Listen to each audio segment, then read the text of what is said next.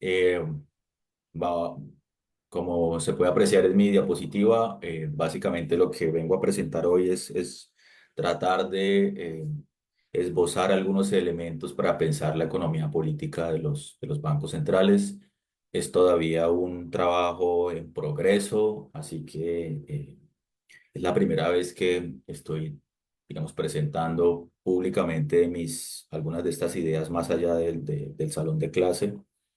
Entonces estoy abierto pues a comentarios, preguntas, y ver un poco cuál es la recepción que tienen estas ideas. Bueno, listo. Entonces, como un punto de partida, más o menos desde donde estoy yo tratando de pensar este asunto de los bancos centrales desde una perspectiva de economía política. Digamos, este punto de partida mío es, eh, si se quiere, está un poco, tiene una inspiración en trabajos contemporáneos que se están haciendo a nivel de economía política de las finanzas, especialmente un autor que se llama Aidan Tooze, que en un momento voy a hablar un poco más de él. Eh, y hay algo ahí también un poco de una visión marxista que yo llamo empírica de estos fenómenos. Entonces, ese Marx, esa inspiración está en un Marx empírico que llega a la Gran Bretaña en 1900, en 1800, 1849. Se encuentra con un país extremadamente convulsionado. Han pasado las revoluciones de 1848, las revoluciones campesinas, de los primeros movimientos obreros en 1848. Y aparece una reacción en Gran Bretaña, una reacción bastante conservadora a esas primeras revoluciones, o esas primeras, no, a esas revoluciones de 1848. Entonces hay un contexto político muy convulsionado y a la vez está en pleno apogeo la revolución industrial. Entonces pues, es un país con unas convulsiones enormes y obviamente para una mente curiosa y brillante como la de Marx, esto produce, digamos, una estimulación intelectual muy grande. Ahí hay como muchas cosas pasando y hay que intentar darle un orden y intentar entenderlas. Un año después de su arribo al Reino Unido, o sea, en 1850, Marx entra por primera vez a la sala de lectura del Museo Británico y ahí va a pasar días y horas enteros leyendo, estudiando, para intentar comprender esas transformaciones que está viendo en el Reino Unido. Y cuando uno mira un poco qué fue lo que hizo, qué eran como sus rutinas de trabajo, qué fue lo que leyó, mi sospecha y la sospecha de otra gente es que era un Marx muy empírico. Leyó informes de los inspectores de fábrica, de cómo funcionaban las jornadas de trabajo, los densos tratados de los economistas británicos, Smith, Ricardo.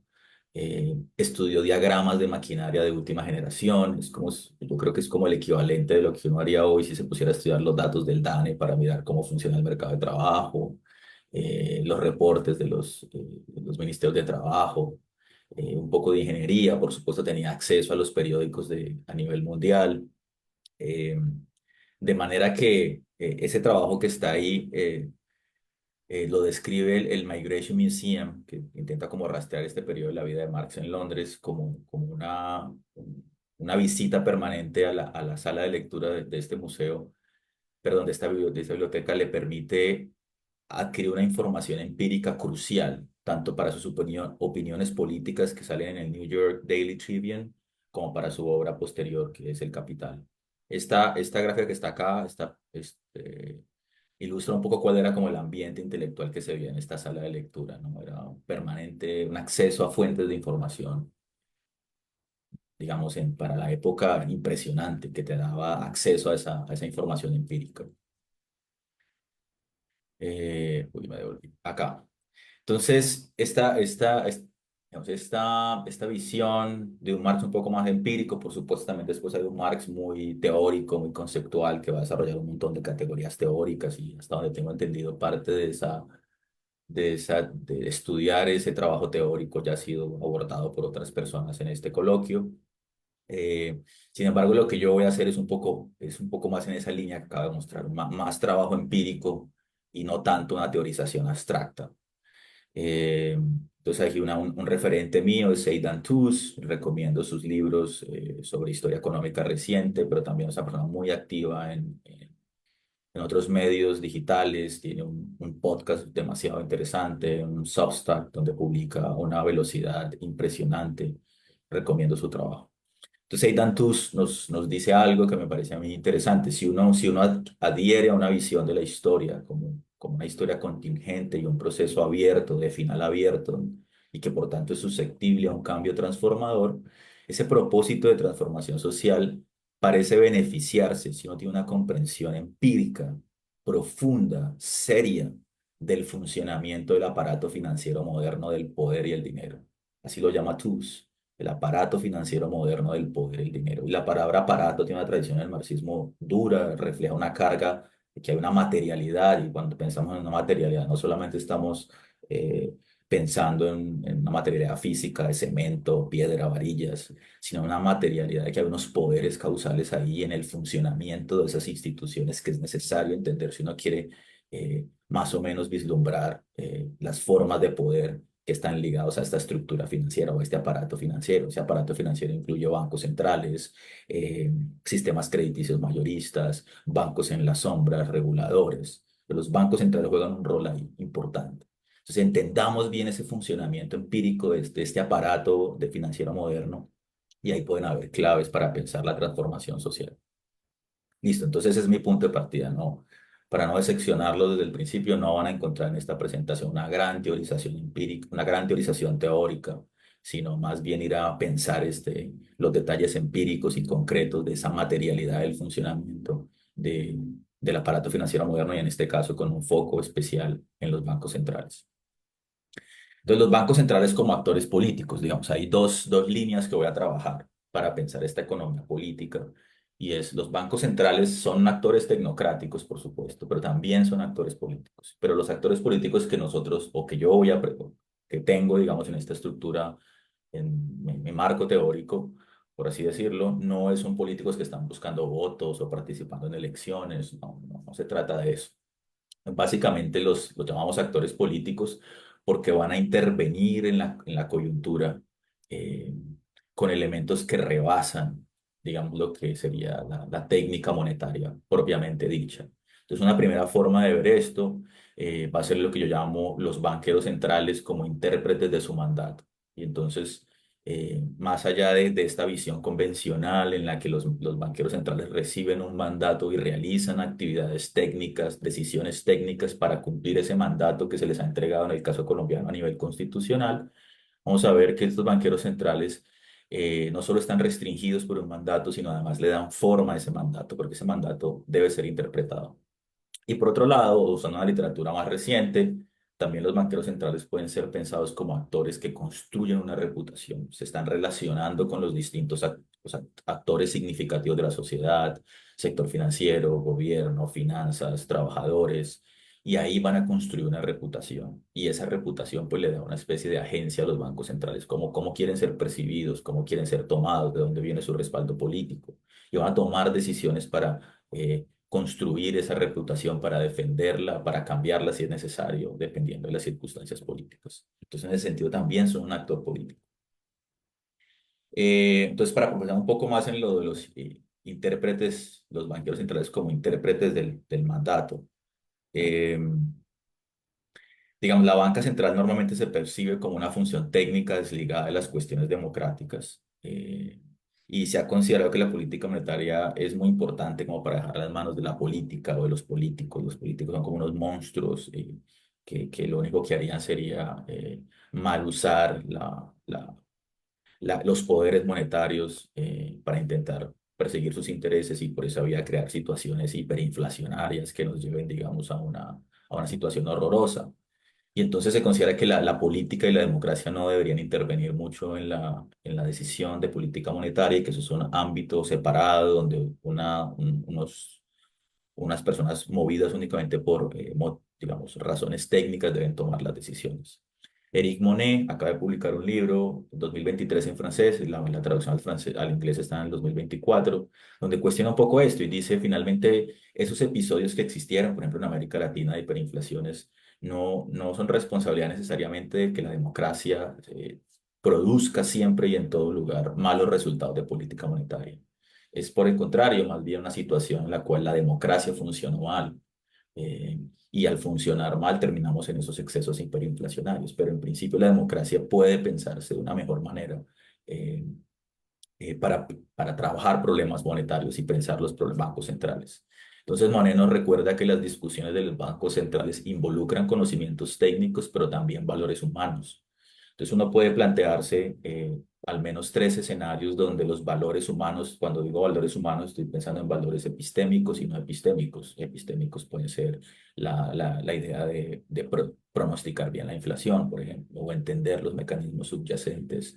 eh, eh, que producen ciertos resultados, pero también puede haber valores no epistémicos, como por ejemplo, un banquero central puede estar más preocupado por el desempleo porque de niño le tocó vivir una crisis económica, mientras otro puede estar más preocupado por la inflación porque de niño le tocó vivir un periodo hiperinflacionario. Son valores no epistémicos también ahí.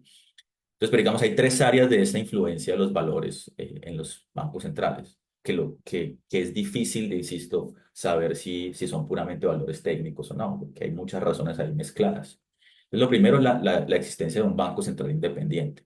Entonces, la idea de esta primera, como la ven tradicionalmente los banqueros centrales, es, claro, hay valores políticos en otorgar el mandato. Una sociedad democráticamente se organiza y decide hay que crear una institución independiente para organizar el dinero, porque si no, nos va a salir mal esto. Ya de hecho, eso es una mirada cargada políticamente. Y a esa institución le vamos a entregar un mandato político democrático de controlar la inflación o mantener el desempleo bajo. Y los banqueros centrales ya únicamente usarán criterios técnicos para acercarse a ese mandato. Entonces, hay una primera forma de verlo, es decir, mire, nosotros somos técnicos porque aunque hay valores políticos, esos valores políticos estuvieron en la decisión del mandato constitucional. Lo único que nosotros hacemos es usar técnica para acercarnos a ese mandato político que decidió la sociedad. Una forma en la que ellos lo ven y dicen, somos técnicos. A otra forma, a otra segundo área y es la operación de la política monetaria. Piensen, por ejemplo, todo el debate entre si usar reglas monetarias o usar discreción. Hay unas visiones del mundo enfrentadas. Los que apoyan las reglas tienden a imaginar que estamos en una sociedad liberal donde los agentes deben tener claridad sobre cuáles son las reglas del juego y reglas de juego que deben ser estables y que por tanto no deben estar a la discrecionalidad de una autoridad. ¿Sí? En la otra medida, los de la discreción dicen, no, necesitamos flexibilidad para pensar, porque el mundo es incierto y pueden aparecer coyunturas inesperadas y necesitamos margen de reacción. Entonces hay valores enfrentados, la estabilidad, la transparencia, la coherencia contra la flexibilidad, el valor de la incertidumbre, etcétera. Por supuesto, los rasgos los rasgos personales de los banqueros centrales también importa, como ya les mencioné. Si eres, has vivido vienes de una situación en tu periodo de socialización muy fuerte de inflación o de desempleo, o dónde te educaste, o cuáles son tus experiencias personales, también influye. De hecho, hay un montón de evidencia empírica que muestra justamente cómo los rasgos personales, de los banqueros centrales influyen en las decisiones que están tomando. Y el tercero, que es justamente lo que quiero hacer énfasis hoy, es decir, no son solo actores tecnocráticos, sino políticos, porque tanto en el área uno como en el área 2 hay una visión, listo, hay intervención de valores probablemente epistémicos y no epistémicos, pero en ambas áreas, la uno y la 2 hay un mandato que fija los límites de actuación de los banqueros centrales. Entonces, los banqueros centrales siguen siendo actores técnicos porque están dentro del terreno que la política determinó que es el mandato. Entonces usted fija el mandato y aquí se van a mover técnicamente dentro de un área política que definió la sociedad. Sin embargo, la tercera área dice, eso no es tan cierto porque el mandato normalmente está formulado en términos muy abstractos y entonces debe ser tan abstractos que en sí mismos no son aplicables directamente para guiar la política monetaria. Debe haber una traducción, una especie de reducirle los grados de abstracción para que sirva como guía de la política monetaria. Y en ese sentido, el mandato no está fijo, no es unos límites y unas fronteras fijas donde se van a mover los bancos centrales, sino ese mandato te va a dar un margen para moverte. Es decir, los banqueros centrales le están dando forma a su propio mandato.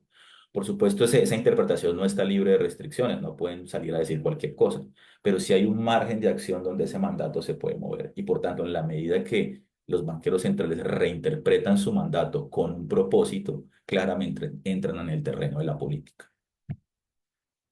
Bueno, entonces una forma de ver cómo entran en el terreno de la política, aparte de la que ya he mencionado hasta ahora, lo hace Manuela Mosquera en 2000, esto es 2024 también, no es 2020.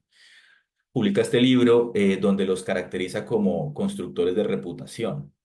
Y entonces dice, mire, digamos, el modelo de Banco Central que se instauró desde los 70 hasta entrado este siglo, era un banco central con una reputación de ser un agente antiinflacionario. Piensen, por ejemplo, en los dos grandes bancos centrales, la Fed particularmente y el Banco Central Europeo. Entonces, no son agentes de cambio, son, digamos, instituciones muy ortodoxas cuyo propósito es mantener la inflación a raya. Sin embargo, llega la crisis de 2008 y esto va a cambiar la situación.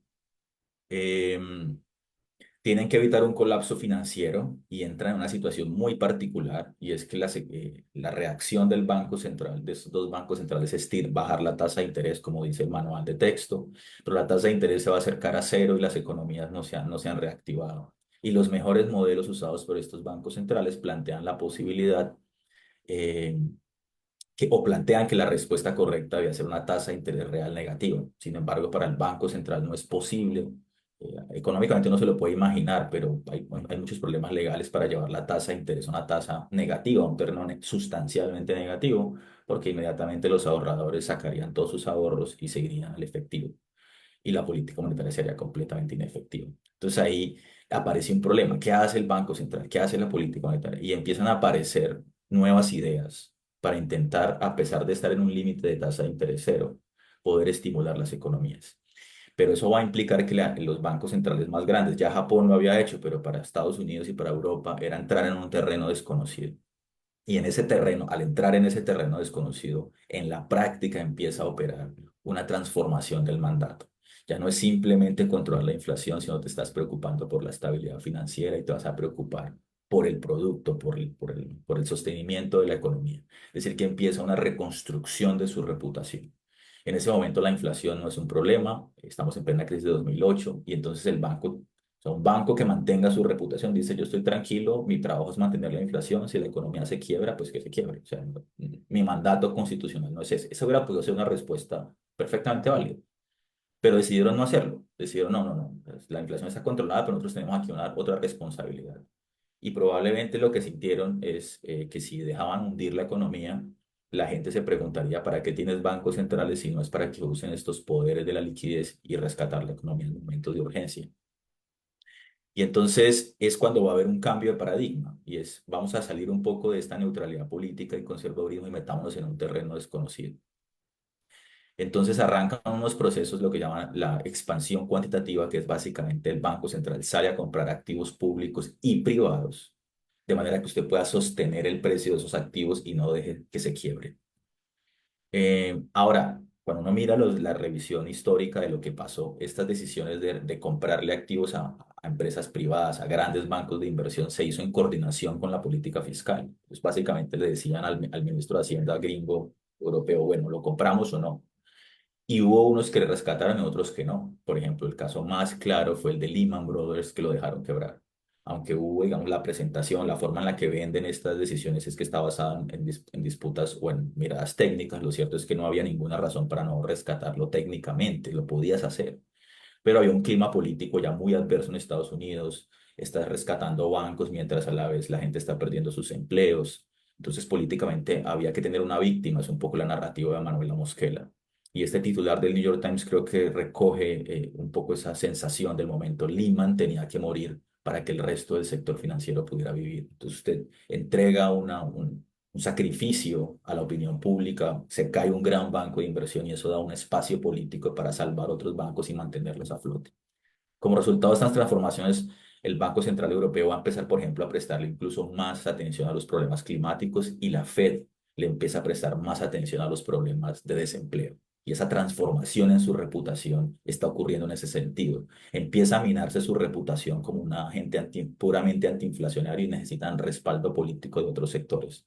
El Banco Central Europeo empieza a buscar respaldo político en los ambientalistas, que ahora ven en el Banco Central Europeo una institución que se preocupa por sus preocupaciones, y el banco y la Fed empieza a hablar mucho más del tema del empleo.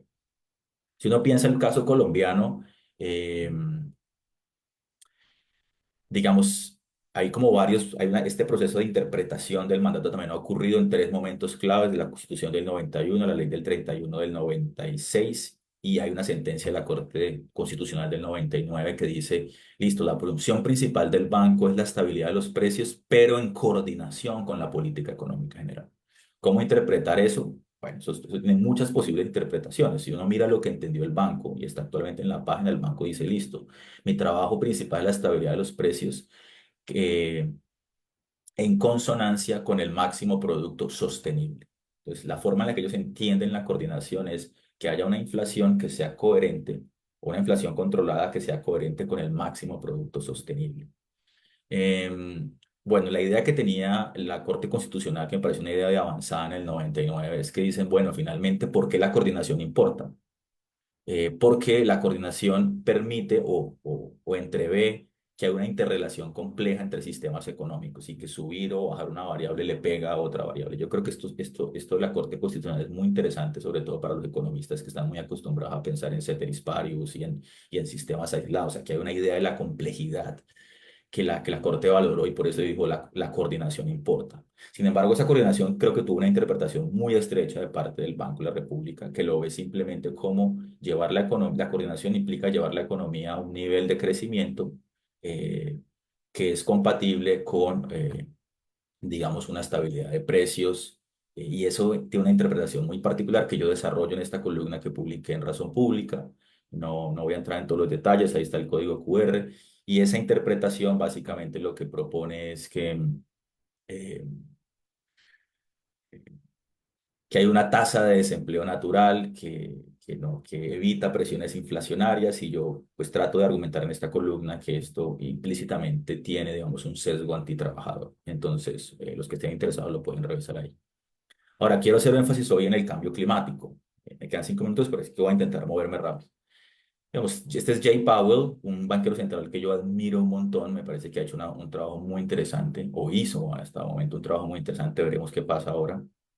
Y a pesar de eso, cuando le preguntan por el cambio climático, dice, mire, la Reserva Federal no es y no ha sido y no será un agente de política concentrado en el cambio climático. Entonces yo digo, bueno, si este tipo, que yo creo que es de los mejores banqueros centrales que hay en el mundo hoy en día, tiene una apertura mental muy interesante, niega de esta forma la capacidad que tiene la política para el cambio climático, vale la pena meterse en esto un poco.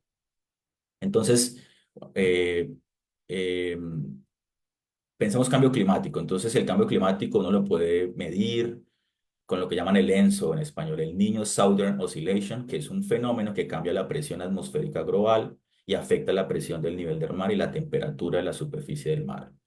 Estos cambios en la presión atmosférica global pueden producir o aumentos en la temperatura, que es lo que comúnmente nosotros llamamos niños, o pueden producir reducciones. O sea, el ENSO produce los dos tipos de fenómenos, entonces niño y niña. Y esos cambios hacia arriba y hacia abajo, obviamente, tienen impactos sobre los bienes agrícolas y sobre sus precios. Entonces, esto es básicamente la evolución del ENSO históricamente. eh, y tienes el niño y la niña, ¿ok? Entonces, por ejemplo, este pico de acá, que es de 2015, fue probablemente el niño más fuerte que hemos tenido en los últimos años. Eh, y hacia abajo también tienes la niña como por acá en el 90 tuviste una niña muy dura. Entonces, bueno, entonces hacia arriba marca unos niños y hacia abajo tiene unas niñas. Mostrar que si usted mira estos puntos de hacia arriba del niño, cada vez son más altos, ¿no? Tener eso presente. Esto es un dato para Colombia un poco más actualizado. Esto lo hizo un estudiante mío, una tesis de pregrado, calculó el niño y niña para Colombia. Y este es el niño que aquí vamos, 2023, los datos más recientes los llevo hasta junio del año pasado. Ahí teníamos un niño acá y se ve bien el niño de 2015 y una niña muy dura por acá en el 2020. Ahora, cuando uno mira, esto es un artículo de Abril Salcedo, estos son unos investigadores del Banco de la República y muestras, aquí tienes el ENSO hacia la derecha, son positivos, es decir, esto es niño, la severidad del niño, y a la izquierda es negativo, o sea, esto es niña. Y entonces lo que ves aquí es que para la niña el efecto es no lineal.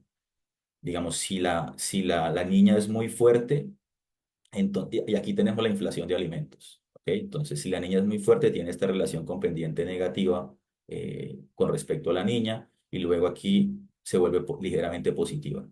En cambio, para el niño la relación sí es más clara y te dice que a mayor niño, mayor intensidad del niño, más fuerte va a ser el impacto sobre la inflación de alimentos. Entonces es como un primer mensaje que quiero dejar. Cuando se tiene fenómenos del niño, la inflación sobre alimentos usted la puede esperar, mientras que con la niña el efecto es más ambiguo. Puede crearte una deflación o puede crearte una inflación dependiendo de la severidad de la niña. Con el niño es a mayor severidad, mayor inflación. ¿Cuál es el efecto? Más o menos, uno como la agricultura en Colombia es 6% del PIB, más o menos. Y cuando hay un niño muy fuerte como el de 2015, básicamente el 30 o 40% de la variabilidad del IPC nacional se puede explicar por choques climáticos. Es decir, miren la diferencia, que el 6% del PIB es agricultura, pero un niño muy fuerte, el 30 o 40% de la inflación se puede estar explicando por choques climáticos. Y si usted se concentra únicamente en el efecto sobre inflación de alimentos, le va a dar que el impacto acumulado es de 700 puntos básicos y arrancan a ser significativos desde el mes 5 hasta el mes 9 y luego desaparecen. Es decir, es un choque transitorio, pero muy duro. Genera 200 puntos básicos de incremento en el mes 5, 265 en el mes 6 y luego se va diluyendo hasta 33 puntos básicos en el 9 para un total de 700 puntos básicos. Eso es un montón, muchachos. Entonces, claramente el cambio climático importa para la inflación porque le pega a un sector fundamental que es la comida, y la comida pesa mucho para los pobres. Ahora, estos son para efectos de PIB y los efectos son asimétricos. Entonces, si usted tiene un niño, mire que, por ejemplo, a Estados Unidos le va muy bien, el PIB le crece. ¿Por qué? Porque si hay un niño muy fuerte en esta zona, en Estados Unidos hay menos probabilidad de huracán y por tanto la economía le puede ir mejor.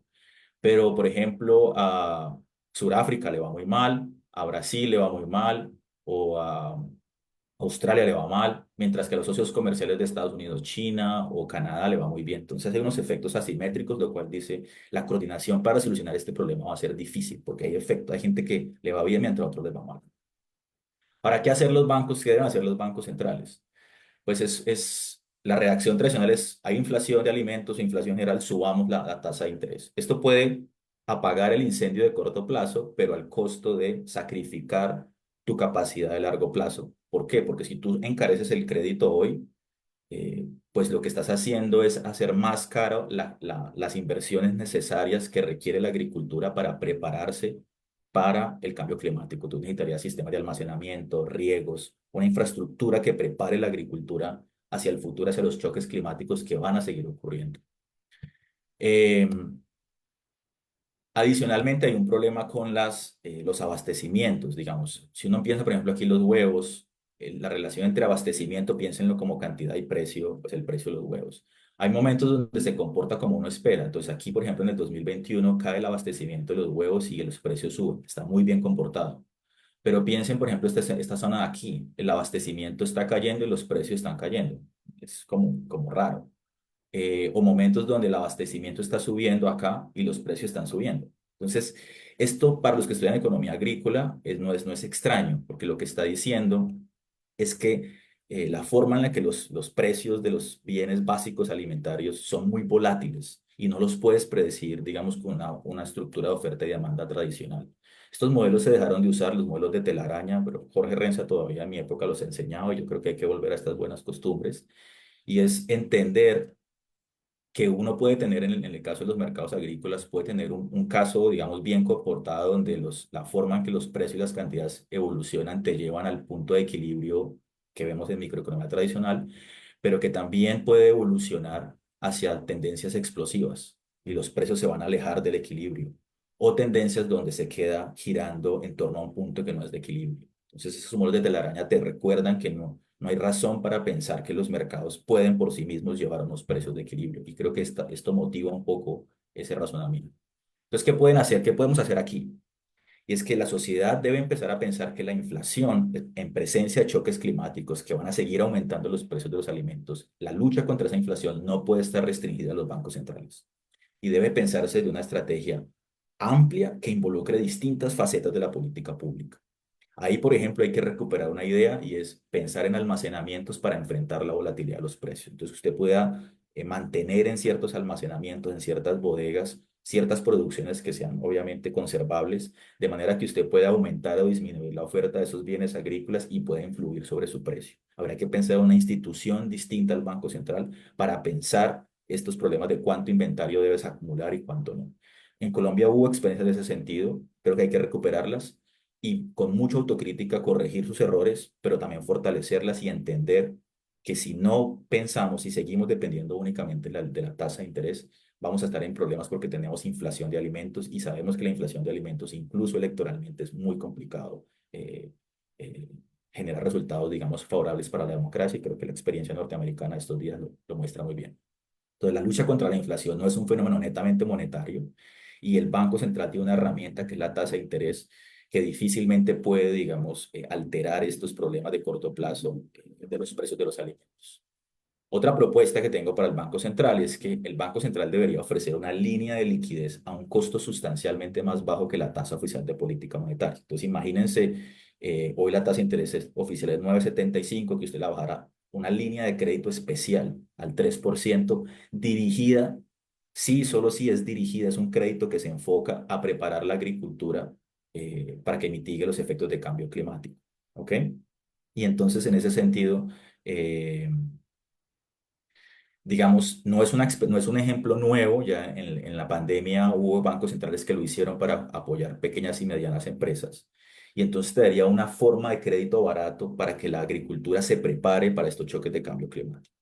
En el caso colombiano, eso no violaría el mandato, primero porque entregar esta línea de crédito barato dirigido a fortalecer la agricultura justamente hace parte de la lucha contra la inflación, que es el mandato de nuestro banco. Segundo, no sería un préstamo directo a los campesinos, sino iría a través de los bancos comerciales que evaluarían el riesgo de los proyectos y luego se lo entregarían a los mejores proyectos.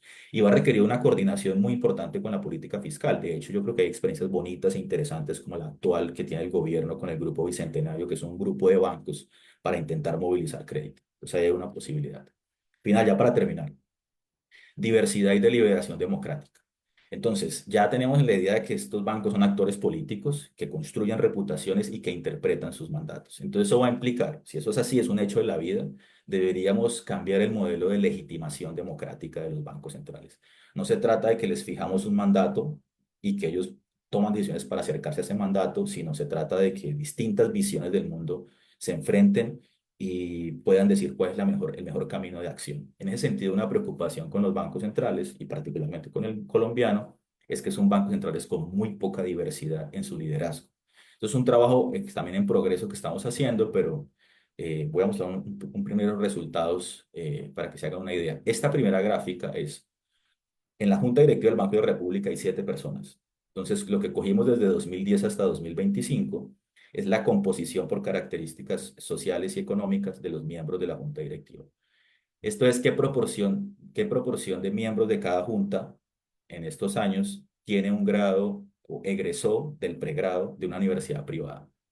Entonces le da que más o menos en este periodo es del 85%, se va al 100% acá, luego cae al 85% y vuelve a ser del 100%. Es decir, es una altísima concentración de egresados de universidades privadas. Pues, no pasa del 15 o del 20% de egresados de universidades públicas a nivel de pregrado. Y si usted le pone un zoom in y dice, bueno, ¿y de qué universidades privadas salen? Te va a dar que el 60% de estos banqueros centrales fueron egresados de una misma universidad, de un mismo departamento de economía de una universidad bogotana. Usted ya sabe, se imaginarán cuál es. Si yo lo miro por mujeres, hasta el 2010 la proporción de mujeres era cero. Ha ido creciendo ligeramente hasta llegar a un máximo del 30%. Pero tampoco es un liderazgo que no incluye muchas mujeres. Entonces la diversidad es muy limitada. Y si estos bancos están interpretando, los bancos están interpretando su mandato y están tomando decisiones bajo esa interpretación, quiere decir que las visiones del mundo que hay ahí son muy estrechas. No son copias el uno del otro, pero es un rango de opiniones muy estrecho. Ahora, entonces, también deberíamos abogar por un sistema de legitimación democrática de los bancos centrales basado en la deliberación, en la democracia deliberativa. Desafortunadamente, estos temas del Banco Central son todavía vistos como temas arcanos, que la gente no se mete en estos temas, y en parte porque ellos monopolizan, los bancos centrales terminaron en una situación en la que monopolizaron la opinión sobre la política monetaria. Entonces, otra propuesta que tengo desde el punto de vista de economía política es que al menos la mitad de los investigadores actuales del Banco de la República deberían pasar a una agencia autónoma ligada al Congreso de la República, cuyo trabajo sea producir un contrainforme de política monetaria, un informe alternativo de política monetaria distinto a lo que presentó el banco y que sea una evaluación crítica de lo que ha hecho el banco, de manera que los ciudadanos puedan tener la visión del banco y la visión alternativa. Y en esa oficina ligada al Congreso, que puede ser una oficina de crédito público o de estudios de crédito público, también debe haber mucha diversidad. Y eventos públicos donde congresistas, digamos, actores de la sociedad democrática puedan discutir en un plano de igualdad sobre el futuro de la política monetaria. Y en esa deliberación pública las actividades van a quedar legitimadas. Bueno, no presento esta gráfica porque ya se me agotó el tiempo. Entonces, lo termino con esto. Hay unos comentarios finales que son un resumen de lo que he dicho y decir esto. Sí, la historia es un proceso abierto, si uno está convencido de eso. Entonces, todavía es posible pensar que es posible la transformación de los bancos centrales, una vez más, esta vez para contribuir al fortalecimiento de la vida. Esta es una foto del ECLES, del edificio ECLES, donde funciona la Fed en Washington, y aquí se reúne la Junta de la Fed a tomar decisiones. Entonces, pongo esta foto en construcción porque creo que hay que imaginar así los bancos centrales todavía en construcción, todavía es posible transformarlos y es posible que optimicen su contribución al florecimiento de la civilización humana y de la vida en este planeta. Entonces es una decisión que depende de ustedes y de nosotros. ¿Listo? Muchas gracias.